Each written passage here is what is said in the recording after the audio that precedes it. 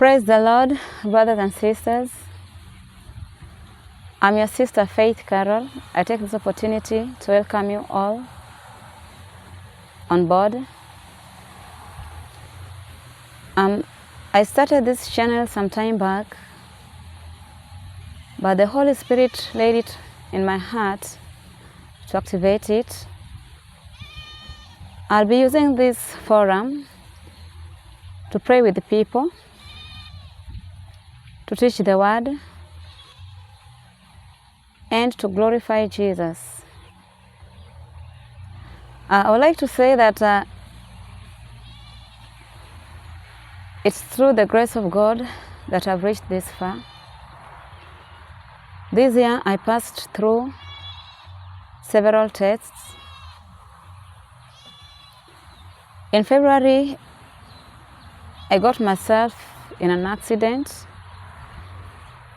but Jesus preserved my life. In March, I had an emergency X-lap down because I had a ruptured ectopic pregnancy in the broad ligament, one of the most serious ectopic pregnancies. And if you're a medic, you'll agree with me that it's one of the most serious type of ectopic pregnancies. I almost lost my life in that. I felt my soul leaving my body on several occasions. But each time, I prayed with God to preserve my life. And I want to thank Him so much because He did it. I got my life back. When I came back from the hospital, my son died, I think, 3 weeks later. That is in April. We didn't come into diagnosis. And he was laid to rest. During my time of trial, I sought God.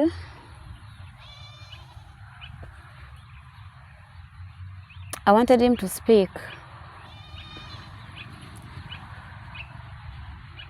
But He didn't speak with me. I don't question Him because in his silence He still spoke. I looked for people who are gifted in prophecies, the born-again Christians. I asked them to pray with me. I asked them at least to ask God something about my life because it was too much for me. I didn't get any feedback from them. I don't know whether God spoke to them or not. I had people who stood with me in prayers. My bishop, Jared Ayan, he traveled to my house. He encouraged me over the phone. He prayed with me. I will call him even in odd hours, and he will pick and he will pray. He will encourage me. And I thank God for him. During my desperate situations,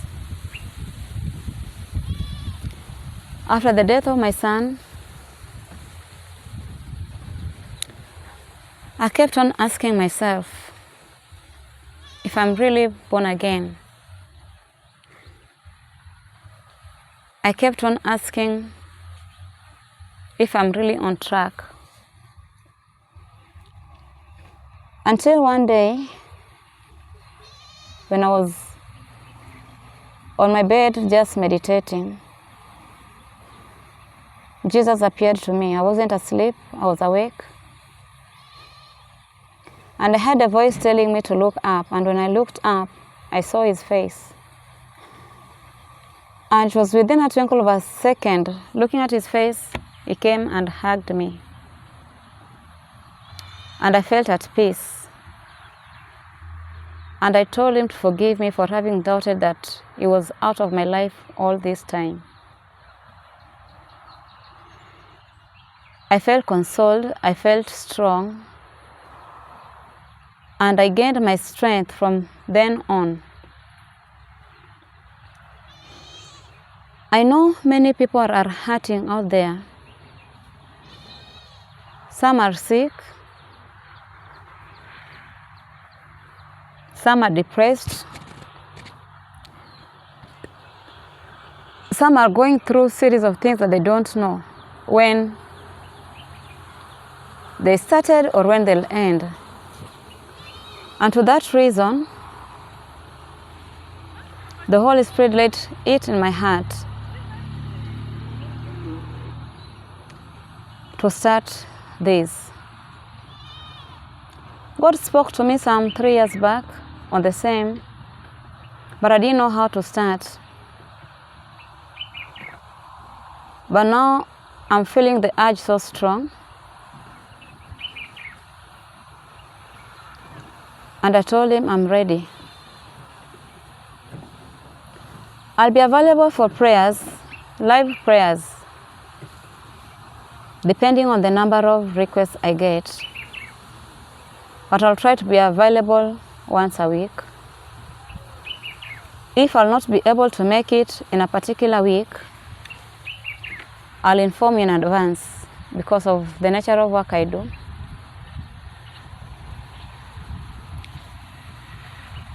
But I'll try the best I can to at least avail 1 hour for prayers, or more for those who need prayers.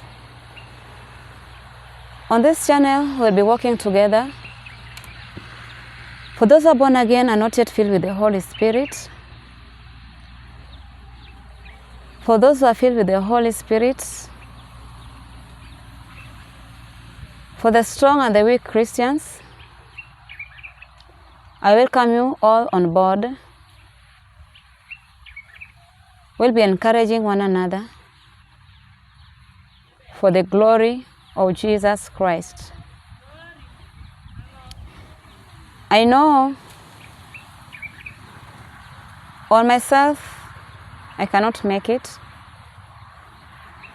but I can do all things through Christ who strengthens me. My life is entirely dependable on the leading of the Holy Spirit. He who started good work in me will make it to pass. I'm requesting you to share this with other people. I'm requesting you to stay tuned for my updates. And I'm requesting you to continue praying. I just want to encourage you, as it is written in the book of Isaiah 49, I think verse 16, that God has written your name on his palm, or rather in the palm of his hands. And in that book it also says that his eyes are forever on your walls. Even if you are feeling empty and alone, he is with you in that dark moment. Even if you feel like things are not working, he is still God and he is with you. He knows what is best for you, and he'll provide that which is best for you. I remember telling God that if whatever thing will create me shame will glorify his name, then I'm ready for it. Let his will be done in my life. Shalom.